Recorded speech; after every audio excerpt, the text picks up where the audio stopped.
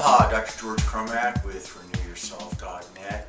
We're going to just add a little bit on to that last couple of videos talking about Pitta or derangement of Pitta, excessive heat build up because we're moving into those summer months in some of the areas like Hawaii, Florida, other areas of the world. We're already getting hot in the northern hemisphere.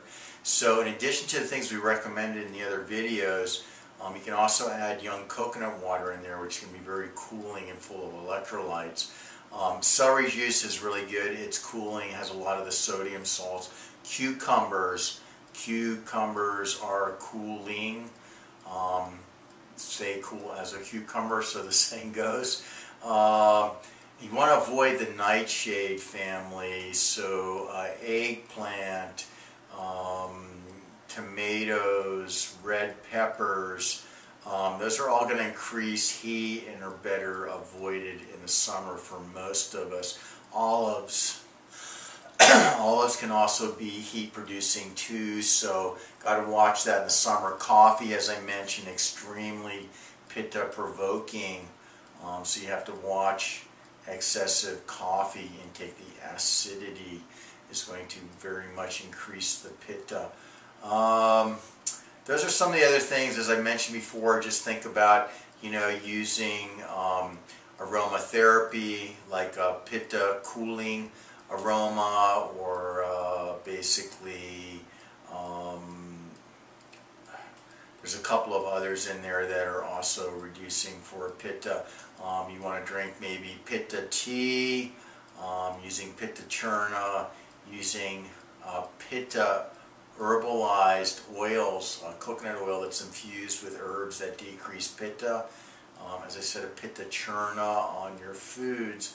And also we could go with a medicated nausea, simply getting some ghee and getting that liquefied and getting that into an eyedropper and putting a couple of drops of that into the nose with the head tilted back is going to help decrease pitta. We can also get a medicated ghee with some brahmi in it and put that back up into the nostrils and snort that up in the head. That's going to really cool us off. As I mentioned, aloe vera, very good to take internally. Excuse me. What else? Blissful Heart is another aromatherapy that is reducing for pitta, and then we just talked about staying out of the heat, using air conditioning where needed.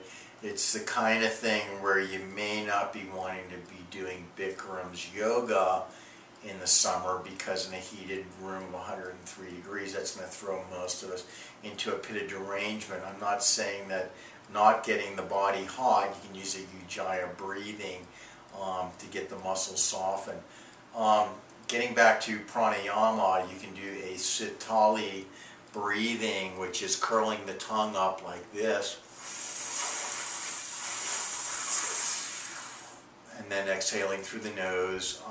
Doing 5-10 rounds of that's going to help decrease some of the heat. That's a cooling breath.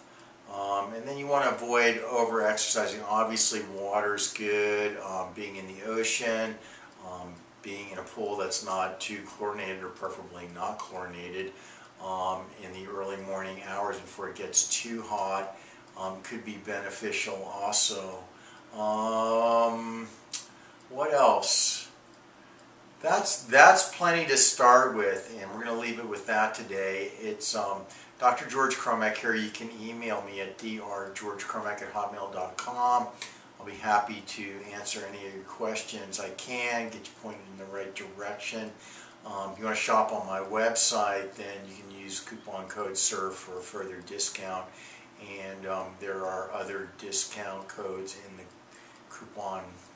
discount coupon code tab. That's it for today. We're going to keep on moving along here and adding little tidbits and layers on.